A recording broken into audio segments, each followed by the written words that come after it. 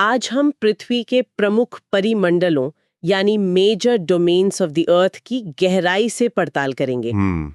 हमारे पास जो स्रोत है वो भूगोल की एक बुनियादी एनसीईआरटी की किताब का अध्याय है, और ये वो किताबें हैं जिन्हें मतलब यूपीएससी जैसी परीक्षाओं की तैयारी के लिए नींव का पत्थर माना जाता है। बिल्कुल।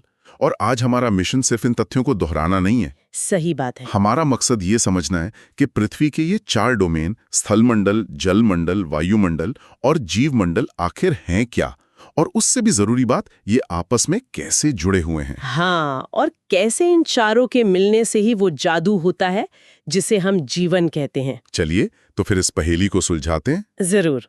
तो सबसे पहले सबसे बड़ा सवाल, सौरमंडल में इतने सारे ग्रह हैं लेकिन सिर्फ पृथ्वी पर ही जीवन क्यों है?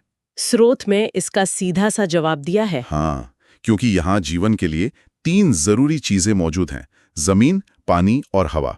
बस यही 3। और यही वो 3 चीजें हैं जो इन 4 परिमंडलों की बुनियाद हैं। पहला है स्थलमंडल, जिसे लिथोस्फीयर कहते हैं, यानी पृथ्वी का वो ठोस हिस्सा जिस पर हम खड़े हैं, पहाड़ है, मैदान है। बिल्कुल।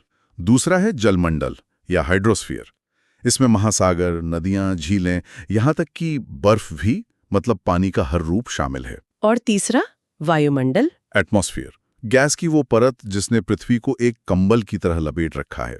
और चौथा, जो शायद सबसे जादुई है, वो है जीवमंडल, बायोस्फीयर। हाँ, और ये कोई अलग जगह नहीं है, बल्कि एक बहुत ही संकरा, एक नैरो जोन है जहां ये तीनों, जमीन, पानी और हवा, आकर मिलते हैं, और इसी मिलाप से जीवन पनपता है। एक मिनट, यहाँ एक बड़ी मजेदार बात है जो इन मुश्किल शब्दों को आसान बना सकती है। अच्छा? स्रोत बताता है कि ये चारों शब्द यूनानी भाषा से आए हैं। लिथोस का मतलब है पत्थर। तो लिथोस्फेयर हुई पत्थर की दुनिया। हाँ, हुडोर मतलब पानी। तो हाइड्रोस्फेयर हुई पानी की दुनिया। और एटमॉस यानी भाप। तो एटमॉस्फेयर हो गया हवा का मंडल। और बायोस का मतलब तो जीवन है ही। अरे वाह, ये तो कमाल का तरीका है इन्हें याद रखने का, खासकर उन लोगों के लिए जो परीक्षा की तैयारी कर रहे हैं। ये कनेक्शन बना लेने से भूलने का चांस ही कम हो जाता है। तो चलिए फिर पत्थर की दुनिया यानी स्थल मंडल से ही शुरू करते हैं। जरूर। तो पृथ्वी की सतह को मोटे तौर पर 2 हिस्सों में बांटा गया है। 2 हिस्से? हाँ, एक हैं बड़े बड़े जमीनी हिस्से जिन्हें हम महाद्वीप मतलब कॉन्टिनेंट्स कहते हैं। और दूसरे हैं विशाल पानी के गड्ढे जिन्हें महासागरीय बेसिन, ओशन बेसिन्स कहा जाता है। और यहाँ एक दिलचस्प बात यह है कि दुनिया के सारे महासागर आपस में जुड़े हुए हैं। हाँ, आप एक महासागर से दूसरे में नाव चलाकर जा सकते हैं। लेकिन सारे महाद्वीप आपस में नहीं जुड़े। बिल्कुल। और जब हम जमीन की बात करते हैं तो उसकी ऊंचाई नीचाई कैसे मापते हैं? इसका कोई पैमाना होगा? हाँ, इसका पैमाना है समुद्र का लेवल, जिसे 0 माना जाता है। अब जरा इस पैमाने का कमाल देखिए। दुनिया का सबसे ऊंचा शिखर माउंट एवरेस्ट समुद्र तल से 8,848 मीटर ऊंचा है। हाँ। वहीं समुद्र के अंदर सबसे गहरा पॉइंट प्रशांत महासागर में मारियाना गर्त मतलब मैरियाना ट्रेंच, वो तो और भी गहरा है। हाँ, वो 11,022 मीटर गहरा है। ये सोचने वाली बात है। मतलब जमीन के सबसे ऊंचे पहाड़ को तो जीत लिया गया है, लेकिन हमारे अपने ग्रह पर समुद्र की सबसे गहरी जगह आज भी काफी हद तक एक रहस्य है। और ये गहराई माउंट एवरेस्ट की ऊंचाई से भी करीब 2 किलोमीटर ज्यादा है। सही। ये हमें बताता है कि पृथ्वी का 71% हिस्सा जो पानी के नीचे है, वो असल में हमारे लिए बाहरी अंतरिक्ष जितना ही अनजान है। और जब हम ऊंचाई की बात करते हैं तो एवरेस्ट का जिक्र आता ही है। 1953 में न्यूजीलैंड के एडमंड हिरेरी और भारत के तेंजिंग नोर्गे शेरपा, हाँ, जब वो वहां पहुंचे थे, उन्होंने स्थल मंडल की एक चरम सीमा को छुआ था। कहते हैं कि इंसान हमेशा से इन मंडलों की सीमाओं को जानने और उसे पार करने की कोशिश करता रहा है। तो अब महाद्वीपों पर आते हैं। 7 महाद्वीप हैं और हर एक की अपनी एक अलग पहचान है। हाँ, एक एक करके रटने के बजाय इनकी खासियत को पकड़ना जरूरी है। जैसे एशिया, ये सबसे बड़ा है, इतना बड़ा कि धरती की करीब 1/3 जमीन इसी के पास है। और एशिया और यूरोप असल में एक ही बड़े जमीनी टुकड़े का हिस्सा है। अच्छा। हाँ, जिन्हें यूराल पर्वत अलग करते हैं, इसीलिए भूगोल में इन्हें मिलाकर अक्सर यूरेशिया कहा जाता है। यूरेशिया। फिर आता है अफ्रीका, जो आकार में दूसरा सबसे बड़ा है, पर इसकी असली खासियत यह है कि यह दुनिया का अकेला ऐसा महाद्वीप है जिससे कर्क रेखा, विषुवत वृत्त और मकर रेखा। तीनों प्रमुख काल्पनिक रेखाएं गुजरती हैं। हाँ, तीनों। सहारा। और सबसे लंबी नदी नील भी यही है। सही पकड़ा। इसके बाद हैं उत्तर और दक्षिण अमेरिका, जो एक पतली सी जमीनी पट्टी से जुड़े हैं। पनामा स्थल संधि। हाँ, इस्थमस ऑफ पनामा। और यहाँ स्थल संधि या इस्थमस शब्द बहुत जरूरी है। इसका मतलब होता है जमीन की वो संकरी पट्टी जो दो बड़े जमीनी टुकड़ों को जोड़ती है। एकदम सही। और दक्षिण अमेरिका में दुनिया की सबसे लंबे पर्वत श्रृंखला एंडीज है। हाँ, जो उत्तर से दक्षिण तक फैली है। और दुनिया की सबसे बड़ी नदी अमेज़न भी यहीं है। फिर आता है ऑस्ट्रेलिया, सबसे छोटा महाद्वीप, और ये पूरी तरह से दक्षिणी गोलार्ध में है। और चारों तरफ से पानी से घिरा है, इसलिए इसे द्वीपीय महाद्वीप या आइलैंड कॉन्टिनेंट भी कहते हैं। बिल्कुल। और आखिर में अंटार्कटिका, दक्षिणी ध्रुव पर टिका हुआ एक बर्फीला महाद्वीप। हाँ, यहाँ कोई स्थायी तौर पर नहीं रहता, लेकिन ये विज्ञान के लिए एक बहुत बड़ी प्रयोगशाला है। सही बात है। और भारत के भी वहाँ रिसर्च स्टेशंस हैं। हाँ, और ये हमारे लिए एक गर्व की बात है। उनके नाम हैं मैत्री और भारती। ये नाम याद रखने लायक हैं। तो ये तो हुई जमीन की बात, यानी स्थलमंडल। लेकिन पृथ्वी की असली पहचान तो इसके पानी से है। बिल्कुल, तभी तो अंतरिक्ष से देखने पर ये एक नीला ग्रह दिखाई देता है। और यहीं पर एक बड़ा विरोधाभास सामने आता है। क्या? हम कहते हैं कि पृथ्वी का 71% हिस्सा पानी से ढका है। तो फिर भी हम हमेशा पानी की कमी की बात क्यों करते हैं? ये एक क्लासिक सवाल है, और इसका जवाब आंकड़ों में छिपा है। जो 71% पानी है, उसका 97% से भी ज्यादा हिस्सा महासागरों में है। और वो तो खारा है। हाँ, इतना खारा है कि हम उसे सीधे इस्तेमाल नहीं कर सकते। पीने लायक मीठा पानी सिर्फ 2-2.5% है। सिर्फ 2-2.5%? हाँ, और उस 2.5% का भी ज्यादातर हिस्सा ग्लेशियर और बर्फ की चादरों में जमा हुआ है, या फिर जमीन के बहुत नीचे है। ओहो। यानी हमारे इस्तेमाल के लिए ताजे पानी का बस एक छोटा सा अंश ही उपलब्ध है। यही वजह है कि नीले ग्रह पर रहने के बावजूद पानी इतना कीमती है। ये समझना बहुत जरूरी है। अब महासागरों की बात करें तो स्रोत में 5 प्रमुख महासागरों का जिक्र है आकार के हिसाब से। सबसे बड़ा प्रशांत, फिर अटलांटिक, हिंद, दक्षिणी और सबसे छोटा आर्कटिक। और हर एक की अपनी एक रणनीतिक अहमियत है। प्रशांत महासागर मतलब पैसिफिक ओशन इतना बड़ा है कि यह धरती का 1/3 हिस्सा घेरता है और लगभग गोलाकार का है। हाँ, और अटलांटिक महासागर का आकार अंग्रेजी के एस अक्षर जैसा है। और इसकी तटरेखा मतलब कोस्ट लाइन वो सीधी नहीं बल्कि बहुत ज्यादा कटी फटी है। इंडेंटेड। हाँ, तो इस कटी फटी तटरेखा का क्या फायदा है? इसका बहुत बड़ा फायदा है। ये जो अंदर की तरफ मुड़ी हुई जगहें होती हैं, वो प्राकृतिक बंदरगाहों के लिए। अच्छा, मतलब नेचुरल पोर्ट्स के लिए। एकदम सही। जहाजों को तूफानी लहरों से सुरक्षा मिलती है। शायद इसीलिए व्यापार के नजरिए से अटलांटिक दुनिया का सबसे व्यस्त महासागर है। ये तो बहुत दिलचस्प है। और हिंद महासागर की क्या खासियत है? इसकी सबसे बड़ी खासियत इसका नाम है। ये एकमात्र महासागर है जिसका नाम किसी देश यानी भारत, इंडिया के नाम पर है। हाँ, ये तो है। और इसका आकार लगभग त्रिभुज जैसा है।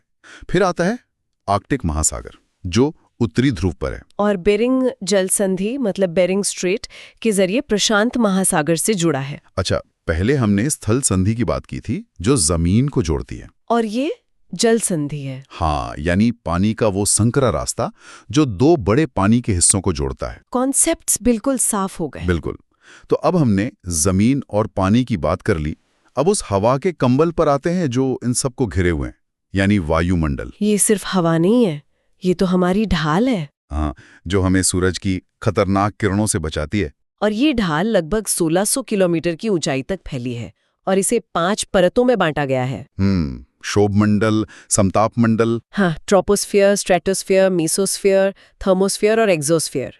परीक्षा के लिए इनका जमीन से ऊपर की तरफ का क्रम याद रखना बहुत जरूरी है। बिल्कुल। और इसकी बनावट भी कमाल की है। वायुमंडल का 99% हिस्सा सिर्फ 2 गैसों से बना है। क्या बात है, सिर्फ 2? हाँ, नाइट्रोजन 78% और ऑक्सीजन 21%। सिर्फ 2 गैसें। और बाकी 1% में कार्बन डाइऑक्साइड, आर्गन जैसी दूसरी गैसें हैं। हर एक का अपना काम है। ऑक्सीजन सांस लेने के लिए, नाइट्रोजन पेड़ पौधों और जीवों की बढ़त के लिए जरूरी है, और कार्बन डाइऑक्साइड वो तो बहुत कम है, फिर भी इतनी चर्चा में क्यों रहती है? क्योंकि वो कम होकर भी बहुत बड़ा काम करती है। ये पृथ्वी से निकलने वाली गर्मी को सोख लेती है, जिससे हमारा ग्रह रहने लायक गर्म बना रहता है। मतलब ये एक तरह से पृथ्वी का कंबल है। बिल्कुल, लेकिन अगर ये कंबल ज्यादा मोटा हो जाए तो गर्मी भी ज्यादा हो जाएगी। और यहीं से ग्लोबल वार्मिंग की समस्या शुरू होती है। एकदम। यहाँ एक और व्यावहारिक बात है, जैसे जैसे हम ऊंचाई पे जाते हैं हवा का घनत्व कम होता जाता है। मतलब हवा पतली होती जाती है। हाँ। इसको ऐसे समझिए जैसे आप किसी भीड़ भरी लोकल ट्रेन में दरवाजे के पास खड़े हो जहां बहुत भीड़ है। ये हुआ समुद्र का लेवल। और जैसे जैसे आप अंदर के खाली बोगी की तरफ बढ़ते हैं लोग कम होते जाते हैं। ये हुई ऊंचाई। अच्छा उदाहरण है। हवा के कणों के साथ भी ठीक यही होता है। इसीलिए पहाड़ों पर चढ़ने वालों को सांस लेने में दिक्कत होती है और ऑक्सीजन सिलेंडर ले जाना पड़ता है। हाँ, और इसी घनत्व और तापमान के फर्क से हवा का दबाव बनता है और हवा हमेशा ज्यादा दबाव से कम दबाव की तरफ बहती है। और इसी बहती हुई हवा को हम पवन मतलब विंड कहते हैं। बिल्कुल। तो अब हमारे पास जमीन, पानी और हवा तीनों की तस्वीर साफ है, लेकिन ये अलग अलग भी तो हो सकते थे। जीव मंडल का आइडिया ही ये है कि ये तीनों एक खास जगह पर मिलते हैं। ये मिलना इतना जरूरी क्यों है? ये इस पूरे अध्याय का सार है। जीव मंडल वो जगह है जहां ये तीनों मंडल एक दूसरे से बात करते हैं, एक दूसरे पर असर डालते हैं। ये एक बेहद नाजुक संतुलन है। किसी एक में भी गड़बड़ी होती है तो उसका असर बाकी सब पर पड़ता है। इसका कोई उदाहरण दे सकते हैं? बिल्कुल। मान लीजिए इंसान अपनी जरूरतों के लिए जंगल काटता है। ये हुआ स्थल मंडल में एक बदलाव। ठीक है। अब जंगल नहीं रहे तो बारिश का पानी तेजी से बहेगा और अपने साथ मिट्टी को भी बहा ले जाएगा। इससे मिट्टी का कटाव होगा। ये मिट्टी बहकर नदियों में जाएगी, यानी जलमंडल को प्रभावित किया और उन्हें गंदा कर देगी। हाँ, पेड़ों के कटने से हवा में कार्बन डाइऑक्साइड की मात्रा पर भी असर पड़ेगा, तो वायुमंडल भी प्रभावित हुआ। और इन सब का नतीजा ये होगा कि उस इलाके के जीव जंतुओं और पौधों का जीवन मतलब पूरा जीव मंडल मुश्किल में पड़ जाएगा। एकदम। एक काम का असर चारों मंडलों पर एक चेन रिएक्शन की तरह हुआ। सही बात है। और आज के समय का सबसे बड़ा उदाहरण है ग्लोबल वार्मिंग। हम फैक्ट्रियों और गाड़ियों से जो धुआं निकाल रहे हैं उससे हवा में कार्बन डाइऑक्साइड बढ़ रही है। और ये CO2 जैसा हमने कहा था पृथ्वी के कंबल को मोटा कर रही है। हाँ, और इससे पृथ्वी का तापमान बढ़ रहा है। और इस बढ़ते तापमान का असर सिर्फ वायुमंडल पर नहीं है। नहीं, इससे ग्लेशियर पिघल रहे हैं जो कि जलमंडल का हिस्सा है। समुद्र का स्तर बढ़ रहा है जो स्थलमंडल और जलमंडल का टकराव है। और मौसम का पूरा पैटर्न बदल रहा है, जिससे दुनिया भर के जीवन यानी जीव मंडल पर खतरा मंडरा रहा है। यही इस पूरे विषय का सबसे महत्वपूर्ण संदेश है। हाँ, कि हमें स्थलमंडल, वायुमंडल और जलमंडल के बीच प्रकृति के संतुलन को बनाए रखने के लिए अपने संसाधनों का इस्तेमाल सीमित और समझदारी से करना होगा। तो आज हमने पृथ्वी के 4 प्रमुख परिमंडलों को समझा: स्थलमंडल, जलमंडल, वायुमंडल और जीवमंडल। पर सबसे बड़ी बात जो सीखी वो ये कि ये अलग अलग खाने नहीं हैं, बल्कि एक ही सिस्टम के आपस में जुड़े हुए हिस्से हैं। बिल्कुल। ये एक दूसरे पर पूरी तरह निर्भर है।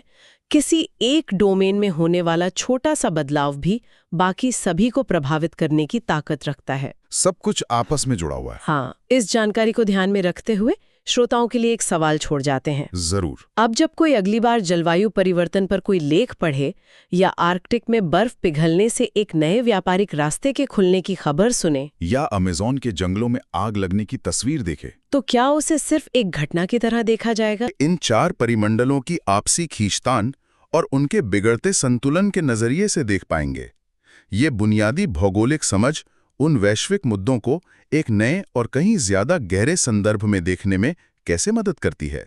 इस पर जरूर सोचिएगा।